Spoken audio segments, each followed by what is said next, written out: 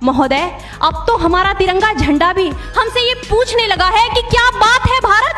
आजकल फहराने से ज्यादा मैं कफन में दफनाने के क्यों काम आ रहा। आजकल फहराने से ज्यादा मैं कफन में दफनाने के क्यों काम आ रहा। हृदय तो उस दिन फट गया जब बूढ़ी माँ अपने बेटे के चिथड़ों को देखकर बोली कि साहब, आप तो भर्ती में 1 इंच भी कम नहीं लेते, मैं आधा शरीर कैसे ले लूं।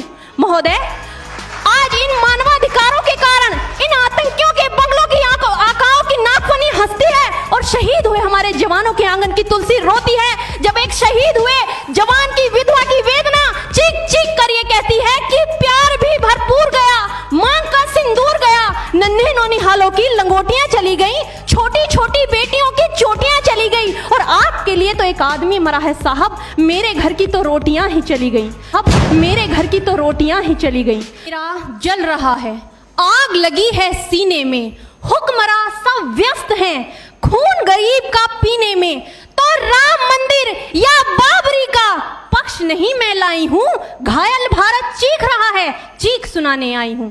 परम आदरणीय सभापति महोदय, मंचासीन निर्णायक मंडल समिति एवं उपस्थित मेरे प्यारे साथियों, मैं आरक्षी खुशबू चौहान केंद्रीय रिजर्व पुलिस बल आज सदन की राय से असहमत होते हुए वक्ता विपक्ष में अपने विचार प्रस्तुत करूंगी।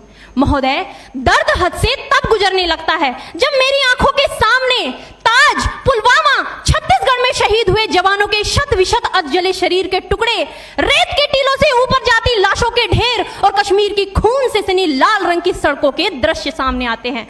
उस पर मेरे प्रतिपक्षी महोदय का कहना ये कि मानवाधिकारों की अनुपालना करते हुए देश से उग्रवाद और आतंकवाद को समाप्त किया जा सकता है।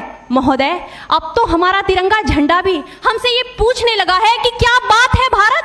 आजकल फहराने से ज्यादा मैं कफन में दफनाने के क्यों काम आ रहा हूं।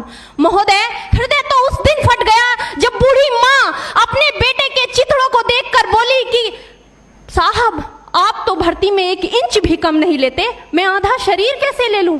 महोदय, आज इन मानवाधिकारों के कारण इन आतंकियों के बंगलों की आकाओं की नाकफनी हंसती है और शहीद हुए हमारे जवानों के आंगन की तुलसी रोती है। जब एक शहीद हुए जवान की विधवा की वेदना चीख चीख कर ये कहती है कि प्यार भी भरपूर गया, मांग का सिंदूर गया, नन्हे नौनिहालों की लंगोटियां चली गई, छोटी छोटी बेटियों की चोटियां चली गई और आपके लिए तो एक आदमी मरा है साहब, मेरे घर की तो रोटियां ही चली गई।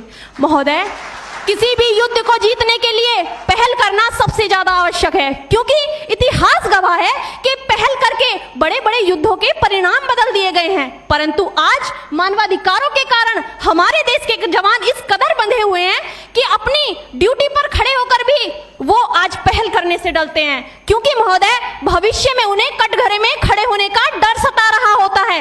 वो ये जानते हैं कि चाहे एक उग्रवादी की राइफल से निकलने वाली गोली को ये तय करना पड़े या ना पड़े कि वो किसे लगेगी, लेकिन हमारी राइफल से निकलने वाली हर गोली को ये निर्णय लेना पड़ता है कि चाहे वो किसी निर्दोष को लगे, दोषी को लगे या ना लगे, परंतु किसी निर्दोष को नहीं लगनी चाहिए। यदि ऐसा हुआ तो ना तो ये समाज हमें छोड़ेगा, ना ही तिल का ताड़ बनाने वाली ये मीडिया हमें छोड़ेगी। और महोदय, मानवाधिकार के तले किसी जवान को दबाकर युद्ध के मैदान में छोड़ देना कोई वीरता नहीं, एक आत्महत्या है। क्योंकि महोदय, फूल को श्रृंगार दो ये मुमकिन नहीं और एक वीर को झनकार दो ये मुमकिन नहीं। जो हाथ बांध दे सेना के, ऐसे मानवाधिकार का पालन संभव नहीं।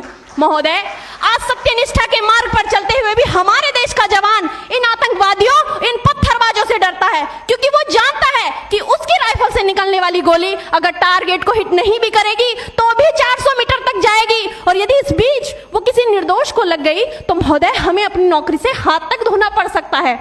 और महोदय, अपनी नौकरी को बचाने की खातिर एक जवान आज ये सोचता है कि चाहे सांप मरे या ना मरे, परंतु लाठी नहीं टूटनी चाहिए, क्योंकि आज हमारे देश के हालात कुछ ऐसे हो गए हैं कि चिरागों को हवाओं में उछाला जा रहा है, हवाओं पर भी रोब डाला जा रहा है। अरे हम ही तो बुनियाद है आंतरिक सुरक्षा की और आज हमें ही नौकरी से निकाला जा रहा है। महोदय, जब पुलवामा में 44 जवान शहीद हुए, छत्तीसगढ़ में 76 जवान शहीद हुए, तो कोई भी मानवाधिकार की दुहाई देने वाला हमारे पक्ष में आकर खड़ा नहीं हुआ।